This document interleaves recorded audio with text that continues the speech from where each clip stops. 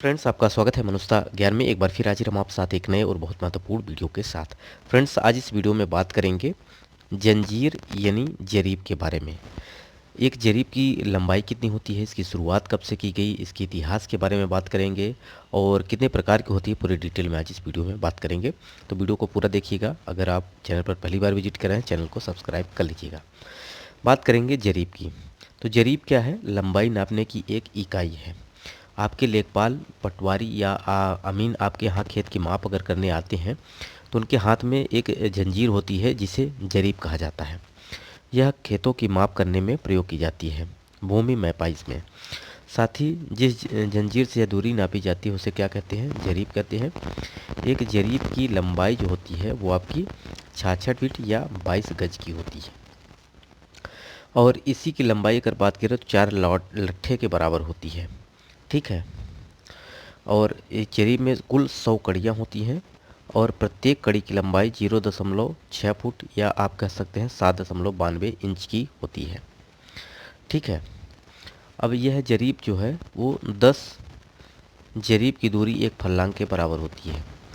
10 जरीब की दूरी यानी अगर 66 फीट की अ, जो आपकी जरीब है वो आपकी 10 जरीब हो, सिंपली यानी 660 फुट हो जाए आपका, तो आपका एक फल्लांग कहा जाएगा जो कि आपका 10 जरीब के बराबर होता है। वहीं आपकी 60 जरीब लंबाई जो है 1 मील के बराबर होती है। 1 मील की लंबाई होती है 1.609 किलोमीटर। यानी 80 जरीब अगर आप 66 फीट की 80 जरीब की दूरी अगर आप कवर कर लें तो आपकी दूरी 1 किलोमीटर होगी। कितनी होगी? 1 मील होगी, सॉरी 1 मील होगी, जो कि 1.6 यानी 1.5 किलोमीटर से ज़्यादा होगी। अब हम बात करते हैं, जैसा कि आपको स्क्रीन पे दिख रहा है, ये है आपकी जरीब जिसे चैन कहते हैं। ये आपकी कुंडलियों से जोड़कर बनी हुई होती है।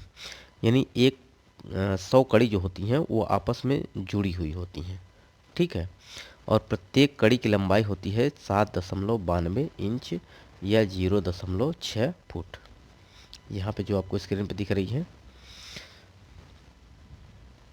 नेक्स्ट अगर हम इसकी बात करते हैं तो ये किसकी बनी होती है? लोहे की कड़ियों की बनी होती है और इसके दोनों सिरों पर पीतल के हैंडल बने होते हैं। इसके अलावा मीट्रिक चेन में सर्वेक्षण की सुविधा के लिए टैली का प्रयोग किया जाता है जो पीतल की बनी हुई होती है। ठीक है। अब इतिहास किसकी बात करते हैं तो इसकी शुरुआत जब हुई थी तो ये इंग्लैंड में हुई थी। यानी जरीब की चैन का निर्माण सर्वेक्षण और खगोल शास्त्री एडमंड गुंटर्स ने 1620 ईस्वी में किया था। जो गुंटर्स जरीब होती है, यानी जो गुंटर्स आपकी जरीब है, ये आपकी कितनी होती है? 66 फुट की होती है। 66 फुट या इसे 22 गज कहते हैं और इसकी शुरुआत एडमंड गुंटर्स ने की थी।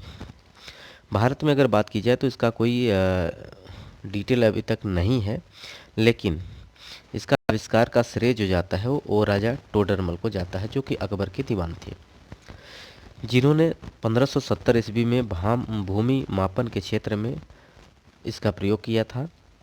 और इसकी अगर पहले बात की जाए तो शेर शाह के द्वारा ज़मीन नापने में इसका प्रयोग किया जाता था जरीब का। और वो रस्सी की बनी होती थी। किसकी बनी होती थी? रस्सी की बनी हुई होती थी और इसके कारण जो है माप में त्रुटियां बहुत ज़्यादा आती थी।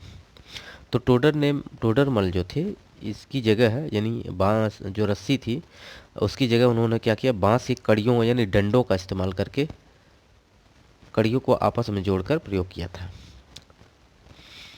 वर्तमान में अगर बात की जाए तो जो जरीब या चेन है, एक जरीब की लंबाई 60 इलाही गज होती थी उस समय। ठीक है। टोडरमल के समय में। अगर प्रेजेंट में बात की जाए, अब इस समय जो प्रयोग की जाती है, तो आपका गुंटर्स जरीब जो होती है वो आपकी कितनी होती है? 66 फीट की होती है।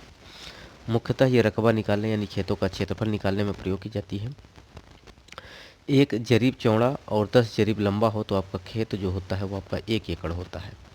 यानी 1 एकड़ में आप अगर बात की जाए तो आपका 10 वर्ग जरीब के बराबर होता है। ठीक।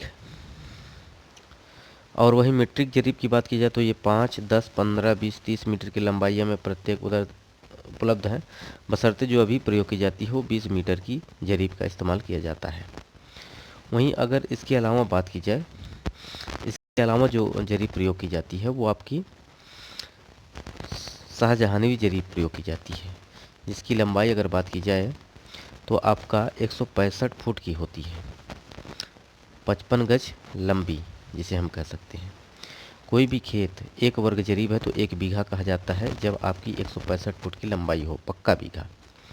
पक्का बीघा यानी 1 जरीब लंबा 1 जरीब चौड़ा हो तो आपका कुल खेत 1 बीघा का जाता है, जो कि आपके 20 बिस्वे के बराबर होता है। तो ये वीडियो आपको कैसा लगा कमेंट बॉक्स में ज़रूर बताइएगा। वीडियो यहीं समाप्त करते हैं। नमस्कार।